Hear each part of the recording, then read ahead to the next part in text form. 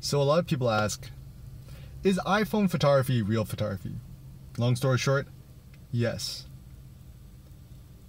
The only people who say that iPhone photography isn't real photography is people who want to measure their self-worth through how expensive their cameras is. Not only that, but unfortunately, a lot of photography is dominated by men who like to outsource their self-esteem through how long their lenses are, if you know what I'm getting at. A lot of people feel frustrated when they see somebody with an iPhone camera who could make way better photos than they could on their, $5,000 cameras. And I've been through all of it. I've shot with all the expensive cameras. I've been to Leica parties, blah, blah, blah. The real photographers actually don't wear their cameras around their necks when they're at these parties. Like, I remember going to a bunch of parties where it's all Leica users. Everyone is trying to show off their insecurity of themselves and their photography by how expensive their camera is. So, for example, there's a Leica lens, which is, I think, like $13,000 US, 0.95. Essentially, it's men's jewelry. Men want to show how important they are or their self-worth through how expensive their cameras are, rather than showing it through their images.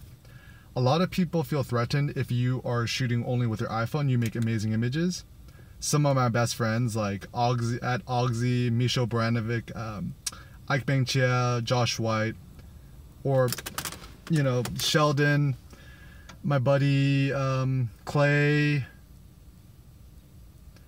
my buddies Brendan O'Shea, who actually got an iPhone ad from his street photos. iPhone is, to be frank, probably the best camera that exists in the world. It's always with you. It's in your front pocket. The image quality is phenomenal. It don't even matter if you have an old iPhone.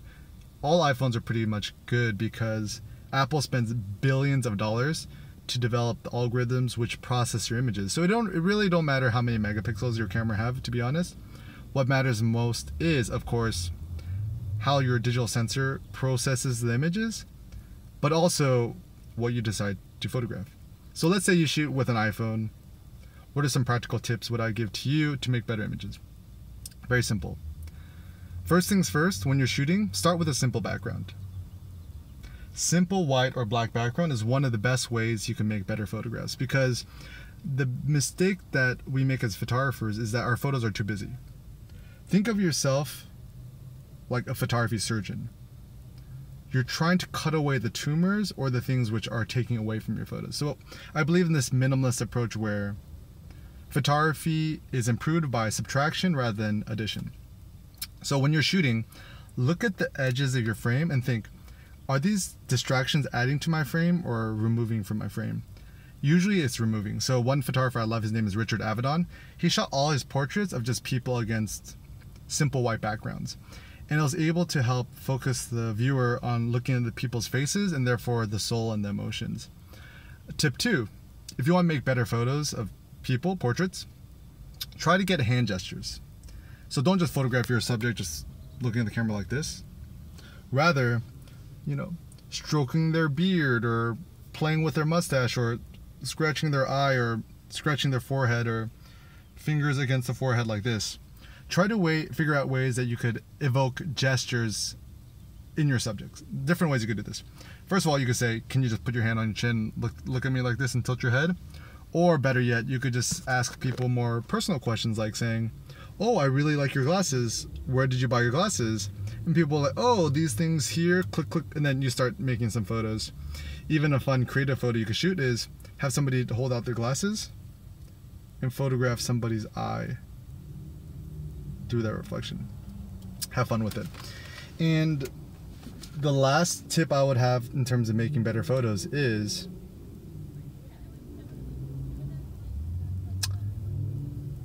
adjust your exposure compensation. So, which means how bright or dark your photo is. So on the iPhone and most Android phones, you could touch a part of the screen and then drag on the right side up and down.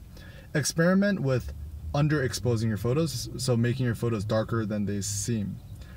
The reason why this is a good strategy is that you could even photograph somebody midday around like noon or 3 p.m. and the light is very harsh, but if you lower the exposure compensation and you make it intentionally darker than, you know, what the camera thinks is good, you'll make the background pitch black, and then the subject will be well lit, and it actually creates a very dramatic image. Or a simple tip, photograph somebody in a doorway. This is how Steve McCurry gets amazing lights in his photos. And also just think about where the sun is coming from. It's like if you're photographing somebody and the sun is behind their head, they're all going to be dark and silhouetted. If that's the effect you want to do, that's cool. But if you want to make like a nice, you know, family photo or whatever, just have them turn the opposite way. So yes, long story short, iPhone is a real camera, and some of the best photographers I know shoot only with iPhone. And to me also, I love the concept of the iPhone or a smartphone or a phone to shoot photos, because it's the ultimate egalitarian way of photography. And I think that photography should be more about democracy, and then everyone has an opportunity to make beautiful images regardless of how rich or poor they are. So in today's society, not quite exactly the whole world, at least most people in America could afford an iPhone. Even people in Vietnam earning, you know, $300 a month, they could afford a used iPhone. So if you're a photographer owning a very expensive camera and you feel guilty of not always shooting with it, do an experiment. Just only shoot with your smartphone or iPhone for a month. Lock up your expensive digital cameras and only photograph what's personal to you. Right? Thanks for watching, guys. To learn more, Google Eric Kim blog and find some good stuff on it. Peace out.